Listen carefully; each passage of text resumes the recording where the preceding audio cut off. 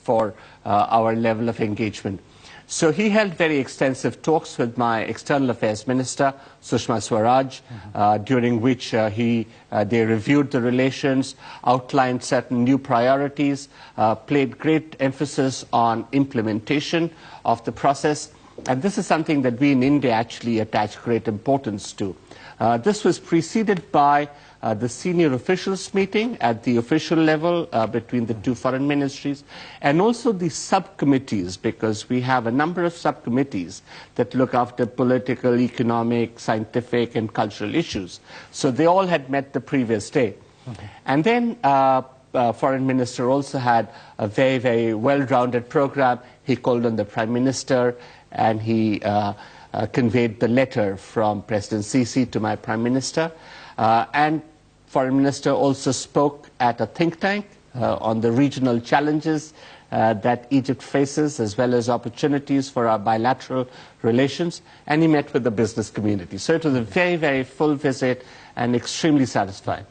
Do you think that we can see concrete results of the visit in the near future, the result of Foreign Minister FM Shoukry to India? Yes, of course, because as I said, this visit, this particular meeting reviews the work of all the others. As you know, we have had very close exchanges at the security level with the exchanges between the national security advisors.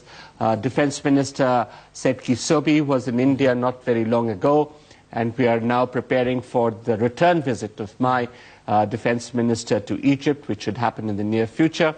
On the economic side, we've reviewed a number of issues which we can get into, as well as on the cultural side. So I think what we've done is reviewed the progress and put down new parameters and benchmarks that we would like to achieve. Yes, if we can focus on the 7th session of the Joint Egyptian-Indian Committee, how do you think it is very important to be convening such a committee after an absence of 6 years? Well, you know, I think we've been through very interesting times in between, but it was no coincidence that Prime Minister Modi assumed office in 2014, May of 2014, with a very overwhelming majority mandate from the people. And the next month, in June, President Sisi assumed office over here. So this coincidence led to, I think, a number of instances, starting with New York and then twice in Delhi and most recently in Xiamen, when the two principals met. And to support this, we had a number of ministerial exchanges in different areas, apart from defense that I mentioned, on the economic side and trade, between our foreign ministers, of course, agriculture, irrigation. We've had also had a number of working groups that have met. So the ground was actually set for consolidating this and taking decisions that will lead up to the next summit. What we see is broadened cooperation in many areas. We've been able to deepen our extent of engagement and also look out new areas that we will work upon. Yes, if we can speak about the timing of the visit of Foreign Minister FM Shoukry to India on the 23rd of March, that was about 3 days before the presidential elections here in Egypt. Do you think that this would be building upon the relationship that we had in the past 4 years for the upcoming president, following the announcement of the votes? Well, you know, we have obviously been noticing the political developments in Egypt, and we've noticed how the political roadmap that was outlined 4 years ago has been gone through in terms of the writing of the new constitution, the election of the president, and then the election to the parliament. And subsequently, we are now into phase 2 of that, because we are now seeing the second round of elections for the president. And this signifies the confidence that the people of Egypt and the state of Egypt has in that particular path towards democracy. We've always felt that democracy is something that works towards the benefit of the people. In India, our entire process is based having the individual, the citizen at the center. And of course, we understand that that is something that not only leads to empowerment, but also stimulates growth and development within each system. So what we've seen in Egypt over the last 4 years has been extremely exciting, and which was why when my Prime Minister met foreign minister when he was calling on for a prime minister. He conveyed his good wishes for the elections that were to come. Yes. And we are confident that we will be able to continue and further strengthen our relations with Egypt in the days to come. Yes, what about the economic fields between Egypt and India? How can we be strengthening those ties in the near future? Well, it's often not fully understood how deep our economic engagement is. I see our economic engagement in four principal areas of investments, trade, scientific cooperation, and capacity building. And in each of these, India and Egypt, particularly given the very strong similarities that come between the two of us, have made huge progress. If you just take the case of investments, for instance, we have about 50-odd companies, Indian companies over here, which are in the business of manufacturing and construction. They have an investment level of over $3 billion US. Now, if you look at it in terms of investments in the non-hydrocarbon sector, which is what Indian investors are in, this is by far one of the very largest countries investing in Egypt. The other thing, of course, is that, through the last few years, India has consistently been expanding its economic presence over here. And we see that the potential for that is constantly growing. And I think the story is similar when you look at the other areas of our economic engagement. Yes, if we can speak about the investments, the Indian investments in Egypt, do you think that the projects for the infrastructure that we have witnessed in the past 4 years and the reforms that we did see in the past 4 years and anticipated to be having more reforms in the upcoming 4 years following the elections of the new president, what does this mean to the Indian investments and the investors here in Egypt, the future of that? Yeah, I think it's quite clear to most people and observers that the situation in 2015, 2016 on the economic front was not very easy. But I think what is most commendable is the manner in which the government, the executive, as well as the legislature responded to the situation through the process of economic reforms, because you not only had new policies, but you had new legislation to buttress those particular changes. So those were very, very impressive. I think also the recognition of the two imbalances on the fiscal side and the external side. And I must say that Egypt has done a very commendable job in bringing about these reforms. But let me also add at the same time that reforms is never a one-stop process. It has to be a continuous process. We've been through this ourselves, so we know. What is really needed is that in the days ahead, in the days to come, we continue to see this reform deepen so that it leads to greater efficiencies within the economy, a greater level of productivity in the economy, the ease of doing business has to improve. Also, transparency has to become more obvious. And I think that will stimulate domestic investment. Once domestic investment picks up, the FDI becomes a matter of course. And I can say about this from our own experience, because we started our economic reforms in 1992, 25 years ago. And it's been a long, hard path. And in these last 2.5 decades, we have been able to grow our economy to become the fastest growing economy today. We are also the recipient of the largest FDI in greenfield investments. So when you do reforms continuously, empower the people, make it more competitive, you actually have not just foreign investments coming in, but your domestic investments playing a very significant role. We are very excited about the future in Egypt. So reforms in India have been taking place for the past 25 years, since 1992, to be That's specific. right. I mean, the current phase of reforms, yes. We were a socialist country, which helped us build our infrastructure, which was very, very useful. But we probably stuck to socialism for far too long. And so in 92, during the time of Narasimha Rao, and he had as his finance minister Manmohan Singh, who was the previous prime minister, we introduced this process of reform and liberalization. It has been a very, very interesting path, because essentially what it has done is given great confidence to the domestic economy. so that it has the ability to face the world, because we live in a very globalized system today. But do you think that with the pace that Egypt is going through the reforms and the projects for the infrastructure, do you think that Egypt needs 25 years or 20 years to be reaching the same level of reforms? The pace well, you know, of them? I think we live in an era of transformative changes. So transformation happens at a much more rapid, much more disruptive manner as well. So there is the ability to leapfrog. I mean, if you look at some of the remarkable changes that have happened in my country, in India, you will find that there were other countries in the developed world which might have taken 30 years, but we've done it in 3 years. Yes. So I've seen reports, you know, and I think the manner in which the infrastructure has been built in Egypt has been truly remarkable. I think Egypt is working towards the institutional framework for reform, and that's very, very critical, because that's what gives the confidence for both the domestic and the external investor. And I think I've seen reports which suggest that in the coming years, Egypt is going to become the fastest growing economy in the region. And that's but to be expected, because Egypt is a country with huge potential, huge intellectual skill, vast resources, and I think when all that comes about, Egypt will blossom as a champion of the region, definitely. And I think they will always find in India a long-time stable partner and a friend. And I think that friend part is also very important, because we've been together through thick and thin, so it is but natural. Yes, and hopefully it will be continuing.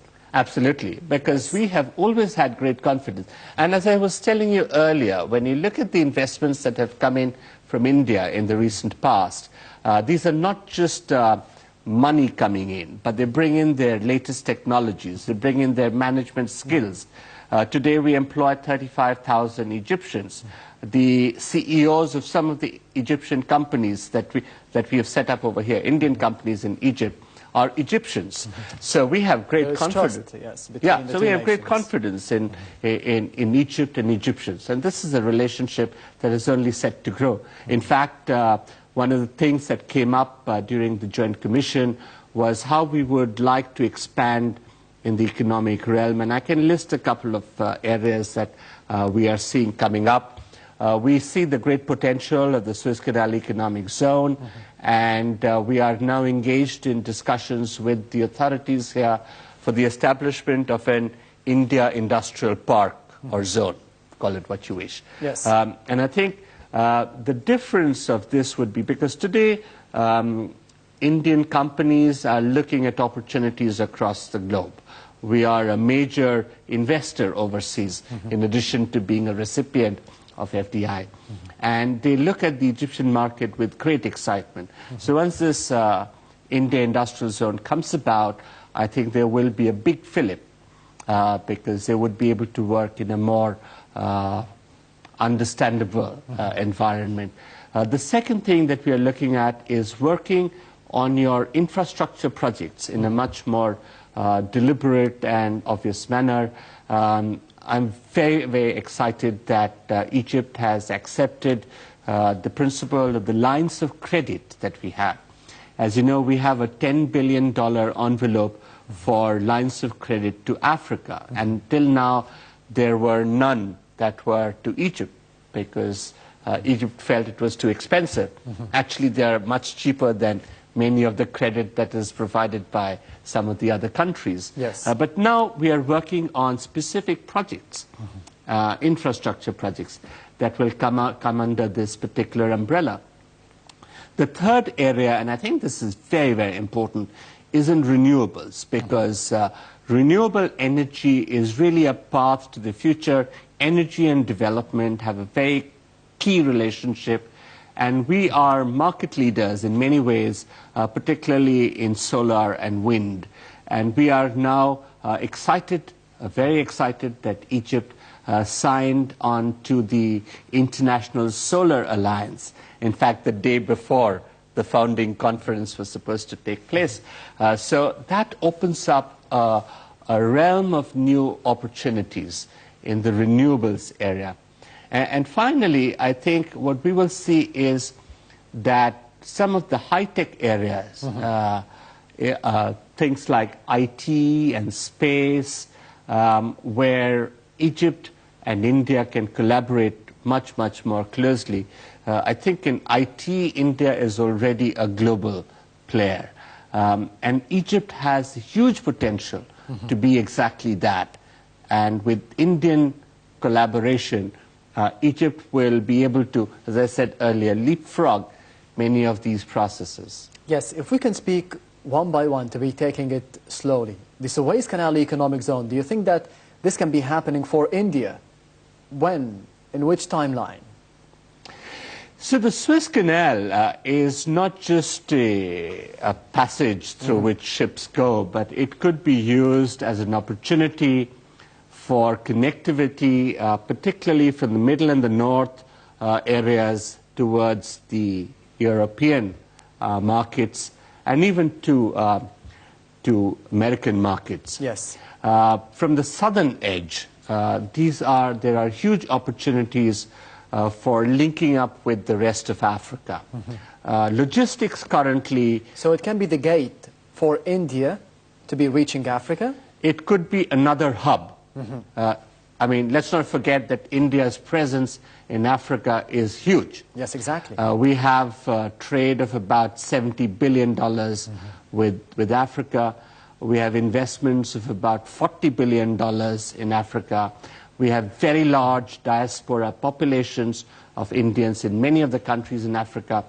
So we are already entrenched in India.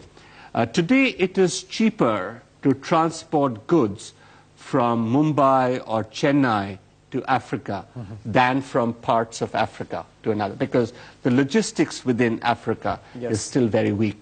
But I think this is something that is undergoing rapid transformation. There are a number of very key infrastructure projects that the African Union is commissioning, and these will transform the manner in which logistics works. And therefore, to have a hub in Egypt, which is at the heart of this particular region, not simply geographically, but also in terms of the intellectual capital that I was talking of, the technological ability and the ability to manipulate technology, because tomorrow's world is going to be technology. So Egypt would naturally be a leader when we look at tomorrow's transactions. And how can Egypt be benefiting from India in the field of IT and space as well? Because this is a new field for Egypt, I feel. Well, yes and no. I think Egypt is already, Egyptians are at the forefront of IT. And I think in today, the gravity in this region may have shifted a little towards the Emirates on IT. But it's just a matter of time before it comes back to Egypt. At least that's what my IT companies believe, which is why they want to come in and collaborate with partners over here. So currently we have a couple of projects over here, and I think a lot of that is really about capacity building. So we are working on a center of excellence in IT at the Al-Azhar University.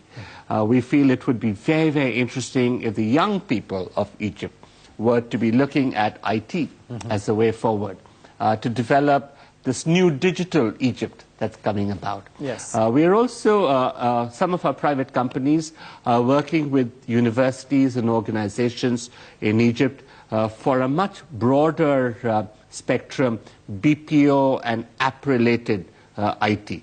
But I think what has already happened is that if you look at the world of finance, in banking and insurance, a lot of the software which is behind the table is all Indian. And that's a synergy that is there.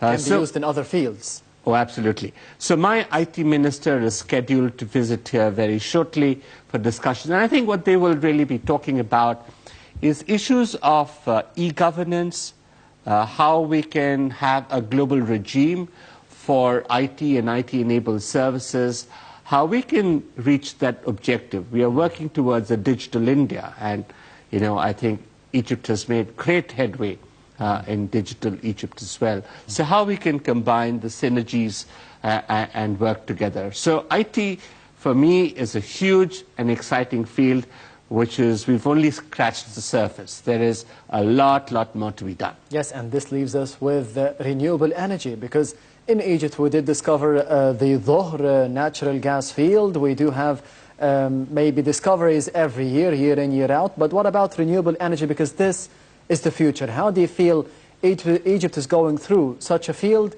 and with what pace?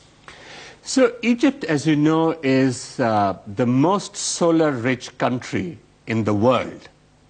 So it is wonderful that Zohar was discovered and is now online and will be in full production very soon.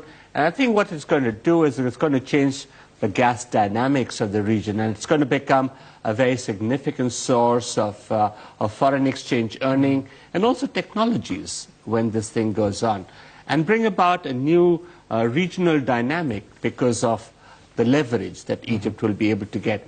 But as I was saying earlier, I think the future really would lie in renewables.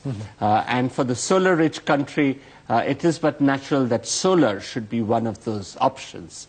The International Solar Alliance, which Egypt has joined, which was led by India and France, as you know, is going to be that great opportunity for us to combine our forces to have a much broader discussion and combine technologies and have projects which will then reach out to people. I can give you an example. We did a small project in a place called Agawin, a village out in Matru. It's about 50 kilometers into the desert from the highway. And what the small solar electrification project did was to transform the lives of those 38 families that lived there. Because by bringing electricity, which is too far from the grid, so you can't extend the grid, you need off-grid systems. By bringing electricity to those people, it's transformed the manner in which they look at life and their future options. And the way the young people in those communities will grow up will be significantly different from what their parents went through. So when I had gone there with the governor of Matru for the inauguration of that particular project, I encountered the most hospitable Bedouin community over there, and they had cooked this roast lamb, I believe, for several hours under the ground on heated stone. But it's that affection of love which comes out of so many of our interactions here in And I think this is so similar between the Egyptian and the Indian cultures as well. There is so much love, there is so much dancing and joy as well. We can see it in the cultures. Yeah, I guess in many ways we are like two branches of the tree. Sometimes our fruits and flowers may look or smell slightly differently, but they are from the same tree. And the other analogy is we are old river valley civilizations, which may be far apart but connected by the oceans. So in terms of our social structures, we are very alike. Yes, exactly. But what about the future of cultural exchange between Egypt and India? Because we did see the festival India by the Nile here in Egypt for the past couple of years or maybe more. What about the future of transferring the Egyptian culture to India? So, I often come across this expression that we have the civilizational contact and civilizational bond. But it's also equally important to constantly update each other with what the more contemporary developments are. And that is what India by the Nile Cultural Festival tries to do. So it's become the largest foreign cultural festival in Egypt. We're very proud of that. But it seeks to reacquaint our friends in Egypt with the classical tradition of India. And it's a very rich and vibrant tradition. But also to bring in the more recent developments. So for instance, let's take the example of music. We had one of our greatest maestros who plays a fretless instrument called the sarod, Amjad Ali Khan. He is known as the living legend of the sarod, the instrument that he plays. And he performed here in Egypt during this festival of the India by the Nile. And his opening composition was titled Tribute to Misr, because that's how we call Egypt. Yes. That's how we People call in Egypt India too, yes. call Egypt Misr, Yes. not Egypt. That's how they know it. And so he brought in the classical tradition. And then we had another music group, which was actually a Sufi fusion band, which plays loud music. So hopefully this will continue here in Egypt, and we can see the transfer of the Egyptian culture as well to India. Mr. Ambassador Sanjay Bhattacharya, the Ambassador of India to Egypt, thank you very much for being with us today on the Daily Debate. It's been a great pleasure, and our greetings to all your viewers, because Egypt and India have a long way to go. We've come a long way, and there is a long path for friends together. Yes, exactly. The pleasure was all mine. Thank you for watching, and goodbye.